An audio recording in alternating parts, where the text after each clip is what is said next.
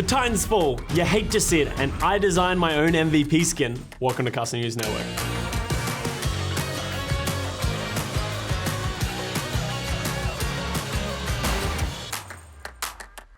Alright guys, main story of the week, of course, is the Vancouver Titans streak being broken at 19-0. They're now 19-1.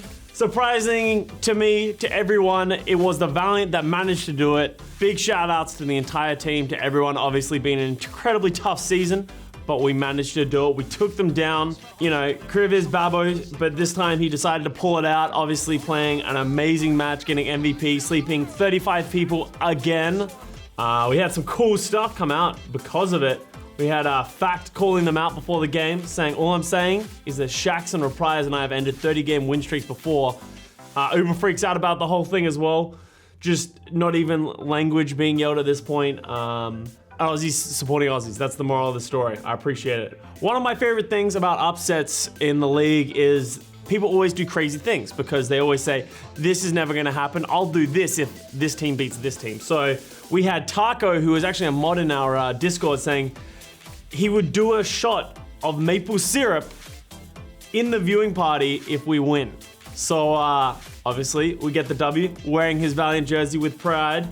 Here we go. I can't even imagine doing that much maple syrup. That sounds awful. I do shoeies for a living at some point in my life, and this is awful to me.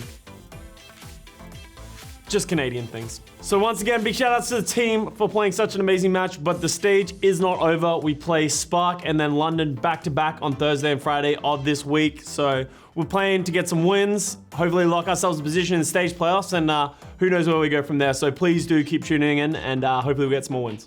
We have a very unfortunate thing that we have to talk about here. The Overwatch League Watchpoint has decided to start a new segment. Let's see what it is. From Malik. Even the best come up short. Josh, why don't you take us through what happened in our first installment of a little bit we call You Hate to See It. You hate to see it.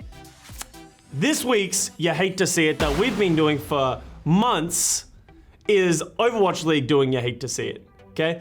The worst thing out of everything is a Sideshow saying it, okay? And they can't even use ignorance as their ability and their defense that they didn't know what this was, because when I was on the desk, we have Sideshow calling out CNN, saying it's an amazing show and he watches it all the time. He was actually a part of You Hate to See It as well. So it all just keeps getting worse. So Overwatch League, what's going on, okay?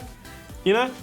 I understand it's an amazing segment, this is an amazing show, and obviously you would want to copy it because we're the best, but you know, it can only be one. So maybe you could change the segment a little bit. Maybe you could change it to like something like this week's oopsie.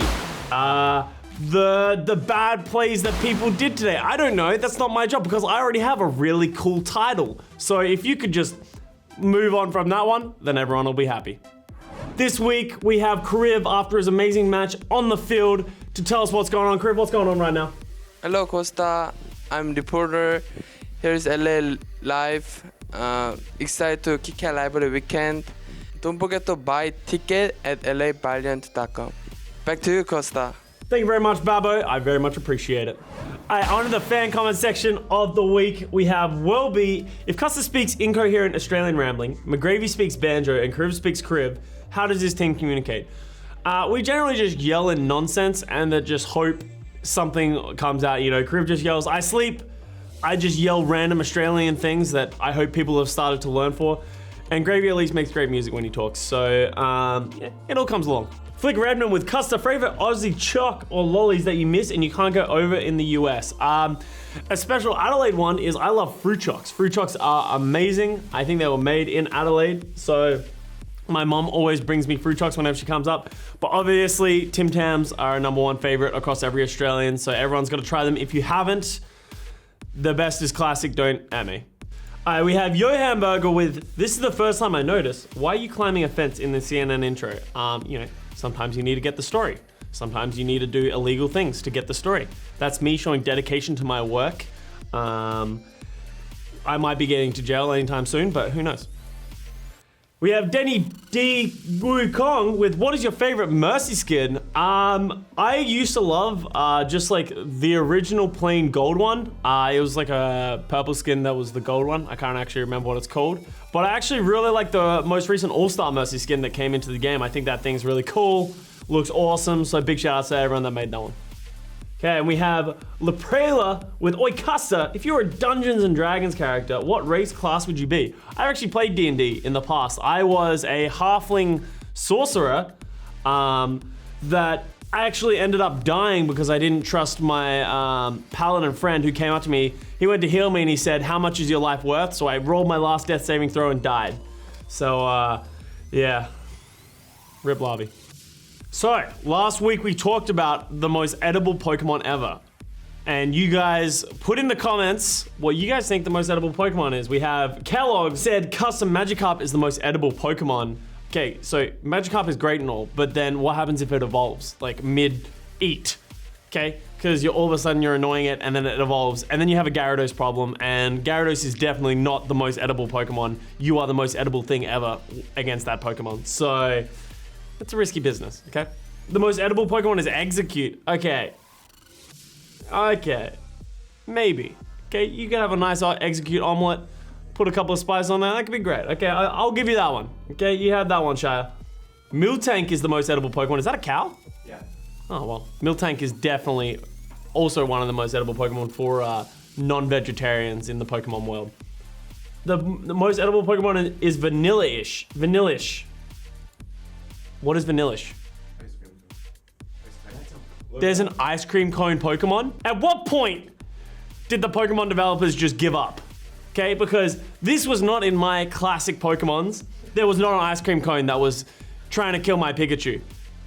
This is just ridiculous. This does not count as a Pokemon. You can't just make up Pokemon and then make a ton of artwork about them and then say it's in Pokemon, okay? Let's just move on from this segment because this is stupid.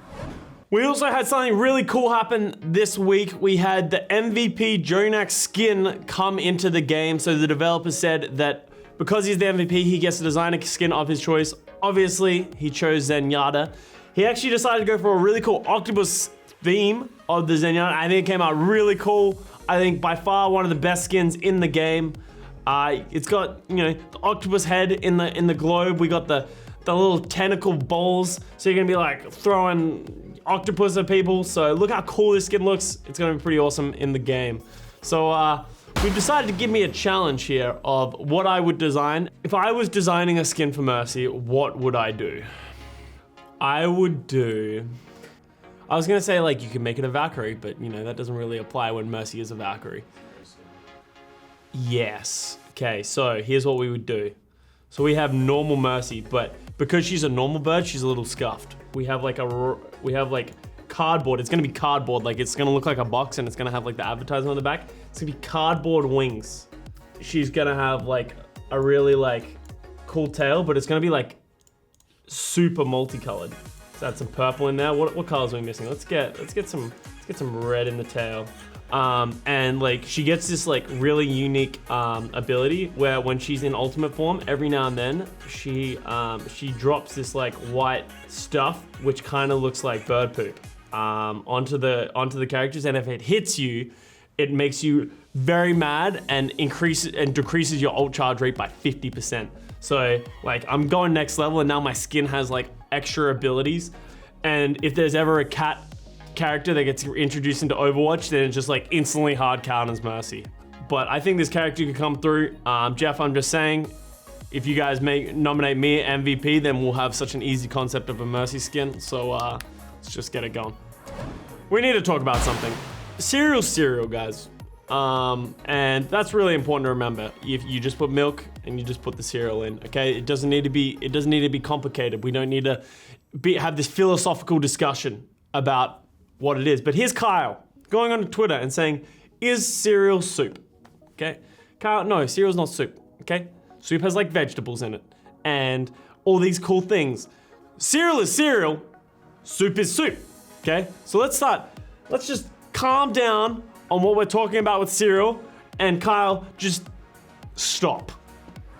All right, guys, thank you very much for watching this week's episode of CNN. Obviously, had an amazing week personally and as a team. As I said in my tweet, never be afraid. You can do anything. Thank you very much for watching. Thank you very much for all your comments. Please do make sure you're commenting, liking, and subscribing, all that good stuff. And once again, this is all your fault.